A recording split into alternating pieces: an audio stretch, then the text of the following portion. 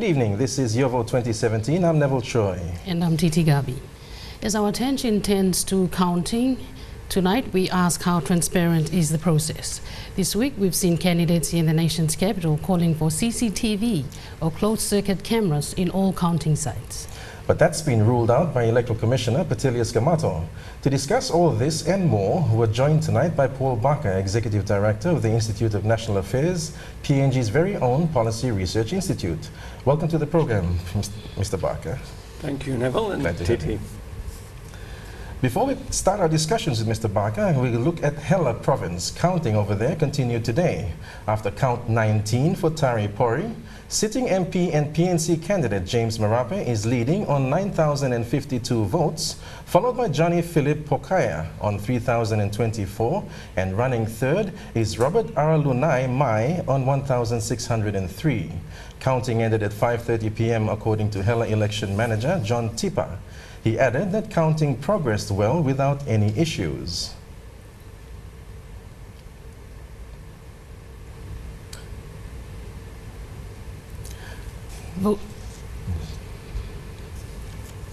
Voters are eager to see the counting process happen, but some have raised concerns about fairness. While some say there are scrutineers to ensure fairness in the process, others want more vigilance in the actual counting room. We've got a story now from Bethany Harriman.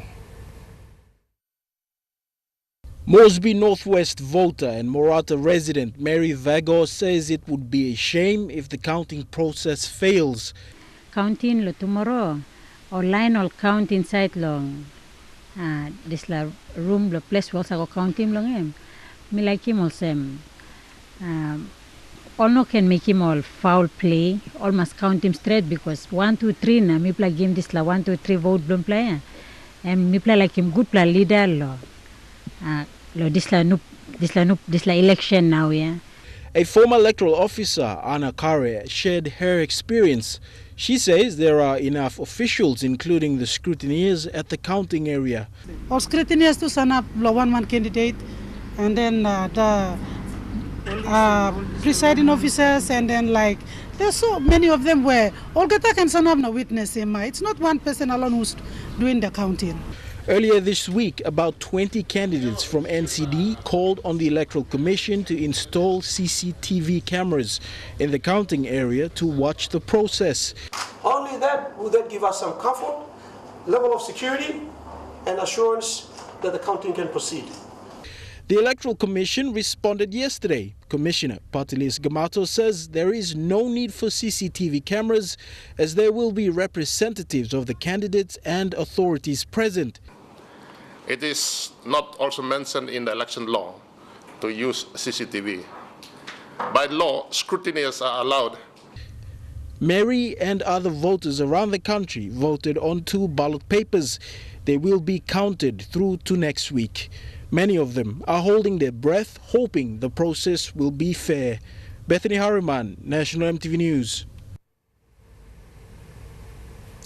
Okay, well, interesting story there about people focusing on the counting now, and all the focus is on counting venues and what's happening on the inside.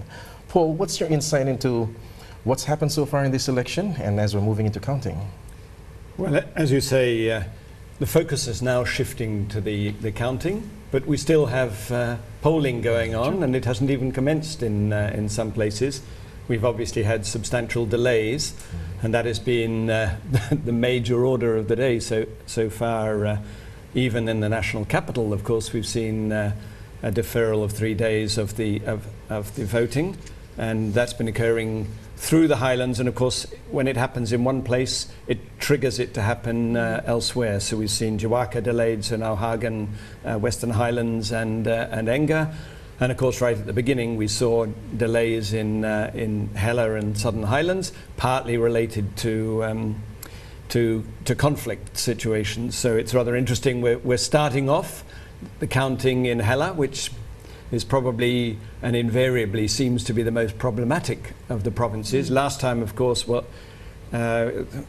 we've had Hela and Southern Highlands together, and we must remember 2002 election, they actually failed the whole Southern Highlands election because of violence, and I think there was something getting on for 100 people died in the 2002 election. If we can minimize the violence and certainly deaths in this election, but we've already had some violence and deaths, then that's going to be a considerable improvement. But whether it actually results in a greater reflection of the public will this time round, certainly we've seen lots of problems. And organising an election is a little bit like a big military operation. You've got to get all the pieces of the jigsaw in place. And if one part is out of place, then everything else to a large extent gets messed up. And so if you've forgotten the boots for the army, then the army may have all the ammunition, but it's going to have a problem actually achieving its objectives. And clearly we've started off with this major problem with the rolls, where every election you see various problems, and we need to learn from one election and start to crank up for the next election. So 2002 was a really chaotic election, and 2007, 2012 probably rather better managed, but certainly had substantial problems, and certainly many of the electorates you couldn't really say that was the real indication of what the voters had determined, because often there was block voting and there was cheating in some of the electorates, particularly in some of the Highlands electorates where block voting seemed to be more prevalent. We should have learnt a lot of the lessons, and it really is that you work on the roll early. And as we know, this election we've seen the roll in some places only having about, well, a very substantial portion of the electorate seemed to be missing. And in many cases that seemed to be a portion which included the most established voters, the people who'd been there for several previous elections. Now, by law, you can't remove someone who is already on the roll unless they've actually relocated. It's the obligation of the voter actually to go and inform the Electoral Commission when they do relocate, but it's not the requirement for the, certainly it's illegal for the Electoral Commission to be removing names that were already there. So as a result of that, a lot of onus was placed on, well, the Electoral Commission, the returning officers, and in many cases the individual presiding officers to make decisions of their own on the spot. So we've seen different rules applying in all the different in the different polling stations. So some places they've used the 2017 roll that's been printed out for them. Some places they've added the 2012, and the Electoral Commission said yes, in some cases use the 2012. 2012 seems to be more comprehensive, but obviously it excludes anyone who was reached the age of 18 since the last election. So it won't include anyone from 18 to 23, unless of course they were cheating before in the last election. So then you've also seen presiding officers allowing anyone who had identification, NID or other identifications. The electoral laws in fact specify that the Electoral Commission may be using a permitted electoral identification system, and obviously the NID was designed to be a legitimate mechanism. It can use any mechanism that can use thumbprints or other genuine identification mechanisms. But in various presiding officers used any identification, and the 2017, 2012. But what is important at the end of the day, the vast majority of the population wants to have a free and fair election. The vast majority of the electoral officials want to preside over a free and fair election. They want to make sure that they have an opportunity to vote legitimately and use their constitutionally prescribed right to cast their vote. And if a significant portion of the population is denied that opportunity for one reason or another, it certainly reduces the legitimacy of the final result. So certainly if you want to have a smooth election process, you want to make sure that there are a few people as possible who are disgruntled, who are disenfranchised for one reason or another, and therefore to have, if the 2017 roll is inadequate, yes, it was important that they did use other mechanisms to allow clearly legitimate voters. Clearly a lot of voters in some polling stations were saying things like, well, look, the most established local community was all present. But some of the people who seemed to be voting, and they observed sometimes voting more than once, seem to be people we don't actually know from this constituency or from this locality. So clearly there were major problems. You've always had major or significant problems, particularly in some electorates. It just seemed to be much more widespread. A lot of people will be asking and suggesting that it might be systematic, that there were factors, certainly that we've heard accusations that, and we've seen certain polling officials who have been arrested and caught with documents and have been caught with money in their pockets. Those are obviously individual and spontaneous instances, but whether there is anything more systematic, it'll be difficult to say at this stage, although there seems to be a more extensive problem. When there's subsequent analysis of the polling figures, and when there have been surveys of voters, just real randomized surveys of voters as to whether they did vote or whether they didn't vote, and whose fault it was, because obviously there's an obligation for the Electoral Commission and there are obligations for individual voters as well. But if there's something systematic, then yeah. Yeah, we can carry on with it, but does it help this time around that the voting population is more informed? We've got social media, there's more people talking about each phase of the elections. It certainly makes a big difference. This is the first time. Obviously, we had much more widespread use of mobile phones after 2007, but it really is this time is the first time where you've got extensive social media. You've got in way more formal media as well, more TV stations, of course. You've got more opportunities. But if you're out in the sticks and you're only on 2G telephone systems, your access is still only conventional telephone usage. You're not going to have social media, you're not going to have the internet. But certainly in the urban centres, you're going to have a lot more people. And obviously, educated people do communicate with their relatives in remoter rural areas. We've heard a lot of comments, oh, but it's the obligation of the voters to go and register and do this, that and the other. Well, sure, you can check if you're in an urban area whether you're on the electoral register using the website of the Electoral Commission when it hadn't crashed. But obviously if you're in a rural area, you don't have that capability to check, so it's unrealistic to demand that of voters.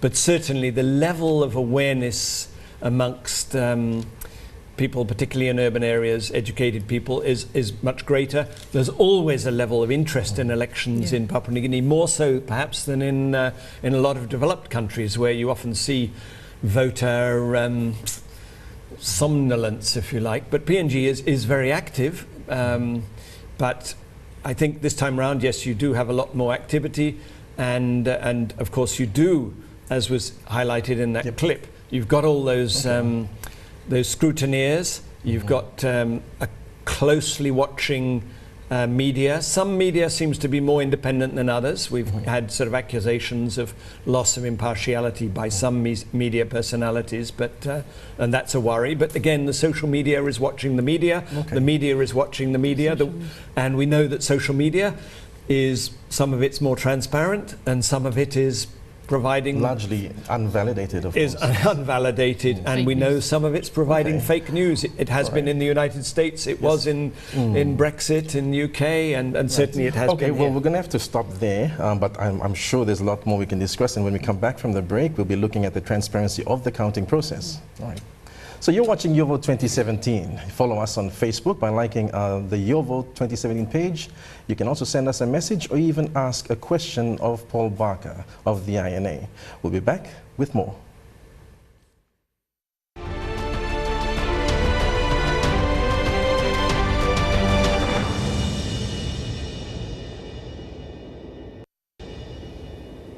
Welcome back. You're watching YourVote 2017, and we are discussing issues with the election with INA Executive Director Paul Barker. Paul, we left off with discussions about media and social media.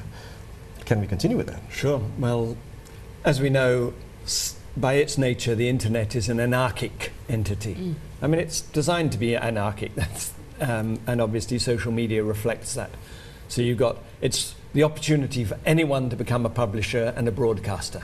And as a result, you get a range of quality. And so some is very committed and trying to provide independent commentaries and observations. Others are coming from they don't have that obligation as with the media to try and provide a balanced perspective. So we'll hear your side and then we'll hear your side. Social media is not necessarily going to be doing that, and they're going to be presenting editorial lines. They're going to make strong presentations, and as we say, some people are going to be it's being used by the parties, by candidates, to present their own positions, and that's useful and that's informative. It's allowed direct questions to go to parties and candidates on what their platforms are, and of course it's also been allowed people to raise issues and concerns that have gone back maybe many years. Sometimes it could be deemed to be quite defamatory. It is meant to be subject to the same laws of defamation as any other publication or statement, but there are so many players out there, it's hard to manage and control, and you don't in a way want to manage and control it too much because that's its nature, but you have to, and voters and everyone else has to treat it with caution, recognizing that some players have got vested interests. The nature of politics in PNG particularly is such that it's a winner-takes-all game. And although most candidates are wanting to do the right thing, some candidates and their supporters know that there can be considerable gains in winning office and being associated with someone that's winning office. And therefore, they're prepared to gamble a lot, and they're prepared to use mechanisms which are you'd call foul play to get where they are. So you've got that mix. Now I'll take it back to the common law where you mentioned the law on removing names from the list. Now what appears to have happened is that we're asking if there was work done on the common law. It's evident that there was work done, and that is names have disappeared. So who did that, and will the Electoral Commission be held accountable for that? Are there consequences for that happening? Well, if the Electoral Commission actually removed names purposely and wrongfully when they were aware those people were actually there, that actually is a criminal offence. However, if they do have an obligation to update the electoral rolls using their different sources, going out by inviting the voters to actually register, to go through the past roll, they're meant to update it to remove people who have deceased, or who've moved from one electorate to another. So that is their obligation to tidy up the rolls from one year to another. We know that the population is growing, however. We know the rate at which it's growing, so we should have an indication of the number of 18-year-olds, people who will become 18 or more during that 5-year period. So those names should be being entered in there. We're hearing a lot of reports about electoral officers just casually going somewhere and picking up a bit of information, but not doing a rigorous job. In many countries, it's the requirement to do an annual update of the electoral rolls. That would be much more. But of course, you can't put all the blame necessarily onto the Electoral Commission. They are an independent constitutional office. The Electoral Commissioner is an independent constitutional office holder. But nevertheless, they also require the support of other institutions, and obviously they require the funding is released in a timely manner and adequate funding. And it shouldn't just be for the election year. Yeah, if I can just interrupt here, I think Gamato is on record saying a total of 190 names were removed, right? That's on record. Yeah, 190. 190. Well, we have a potential electoral population of roughly, say, 4 to 5 million, and if very large numbers are saying that they're not on the roll this time, and they were able to vote and they were on the roll before, there's some problem. Can that form the basis of an election dispute, or? It's possible if enough names were deemed to be invalidated, and if it seemed to be, and if there was enough evidence that it was done by intent rather than by omission, error, or that it was random. So if it was, that somehow it was found that all women in that particular area were suddenly purposely removed, and that was an act of an action which was basically illegal, then the women would have a pretty good cause to have an electoral appeal, one would think. Because Neville has an example of an entire village in the New Ireland province. Yes, and there's reports of in New Ireland where a whole village turned up to vote and they couldn't find their names on the roll. And that's alarming in the least. Well, I have to say, I mean, in previous elections we've had a number of cases where whole villages have been expanded considerably, other villages have been contracted, and clearly a deal has been struck between the local member and his assistants and some electoral officers, and that member may have lost out subsequently in a court of disputed returns, but in various cases it hasn't actually resulted in, because the paperwork wasn't done or the dispute didn't actually finally make it to court. So there are a number of cases where that did occur, and whether it's happened more this time, it certainly appears that there are bigger discrepancies, more communities complaining. Partly that may be the fact that, as we've said earlier, social media is highlighting the issues, and maybe it's because more is being exposed, but it would seem to have been more widespread in this election. Whether it's systematic and whether it involves a more general connivance between electoral officials, maybe even at a non-electorate by electorate or local level, that would have to be ascertained, and maybe it will come out in the woodwork in the fullness of time. So at what point will we know that? One may never know it. It certainly would come out in courts of disputed returns. Not necessarily everywhere, but in individual cases. But certainly in electoral analysis, one would know it. Also, as people's consciences sort of are struck over the course of time, or people are pressured, we may have admissions by people who have felt that they have been pressured. It's clearly in previous elections, and in no doubt in this election, individuals have been threatened. Some of the individuals may have gone even into hiding. There are a lot of reasons why people,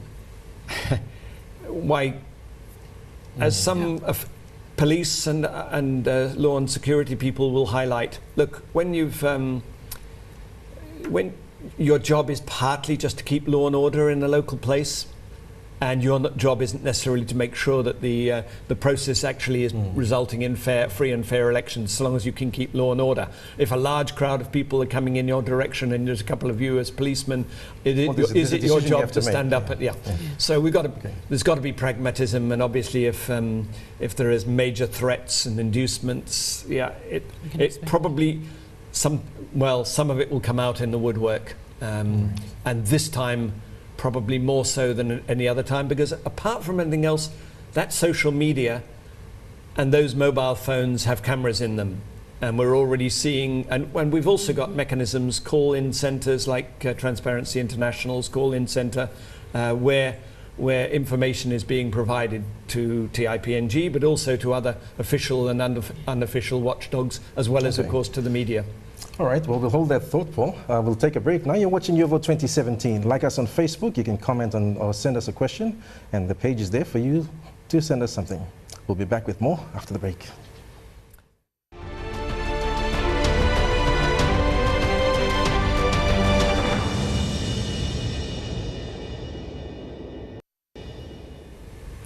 Welcome back to Your Vote 2017. Previous election experiences have shown us that disputes and court injunctions can cause serious delays to the counting process, and we've already seen several election petitions presented to the Electoral Commission. But the Electoral Commissioner Patilias Gamato says he's not received any petitions that will put a stop to counting. I have not received any court injunctions or court orders stopping me. They've given petitions and we have responded to them, or otherwise the election managers are responding to them on the ground. If they need advice, they're asking me for advice, and I'm also writing to them, providing relevant provisions of the law, guiding them to respond to petitions. Right, Paul, we've heard from Patilias Gamato there about election petitions. Is it too early to be hearing about election petitions at this stage? Well, it probably is a little early at this point. People will be putting their cases together. And in the last election, it has to be said that the Electoral Commission did, if there were any clear aberrations, they actually said, well, we're going to leave it all to the Court of Disputed Returns. So they didn't actually really make any major decisions on the ground that time round. Sometimes one can understand why, because, as I say, one of the major aims is to try and keep the process safe, and electoral officials can, in PNG, be under some threat, particularly in some electorates. So they just want to get the ballot boxes away and out of their hands, and that's one of the reasons why we don't have one-day voting for the whole country in Papua New Guinea, as you do in other countries. You know, basically it's all done, and you start counting all the ballot boxes for the entire country, and it's over. It's a security issue. So we have this process of having a lot of police and soldiers moving around the country stage by stage to try and ensure security. But of course, with so many polling stations around the country, and some more very remote, but some, if you like, more anarchic, because it has to be recognized that the rule of law does not stretch that far in many parts of PNG. If you invariably the issue is trying to maintain law and order, and you don't have enough security staff to make sure it's safe in all locations. So you have this rotation. And as I say, in 2002, they had that failed election entirely in the Southern Highlands, and then they had to go back and concentrate just on that one province with all the security services to try and make sure that that's safe. So yeah, we're moving on to the countings period. Certainly the candidates, I think, will be watching very closely, but yeah, as the Electoral Commissioner highlighted there haven't been any injunctions as such, but it probably is still early days for that to be occurring. Counting has been delayed for Port Moresby, and we had one-day polling. Is that a concern? Well, as one of the issues was one-day polling was promoted partly to avoid the opportunities or reduce the opportunities for multiple voting. So you dip your finger in ink, and then you can't go running around from polling station to polling station so easily. Problem is, of course, yes, it was deferred, but it was also a one-day polling, and in some polling stations that was adequate time. There seemed to be enough ballots, and by 5 o'clock in the afternoon, those polling stations were closing down. But others had enormous great queues still there. In some polling stations, polling didn't actually start till 10. In law, it's required to start at 8 o'clock, unless there's a very good reason that a presiding officer decides that there will be a deferral. But by law, it's meant to start at 8 and close at 6. Right. Yeah. It says it can go beyond 6, except on the last day of polling. And what does but of course, in many of the polling stations, there was only one polling day, so it was the last day of polling. So if you started, in some cases, after lunch, you squashed it in just into the afternoon, and then people arrived you know, and the queue was still there. Well, it's clearly an unfair mechanism. All right, well, we are rushing out of time here, and it's unfortunately we come to the end of the program, but we thank you very much for your insights into this, and I'm sure counting will be an interesting time for everybody. It certainly will. Yeah. Mr. Paul Barker of the INE, thank you very much for joining us. Okay. Thank you. Well, that's all we have time for on YourVote 2017. Thanks to Paul, and don't forget, for the latest election news, you can follow YourVote 2017 page on Facebook or tune in live at EMTV at 1 o'clock and 3 o'clock daily for live election updates. Until the next time, I'm Neville Choi. And I'm Titi Gabi. Thanks for watching. Good night. Good night.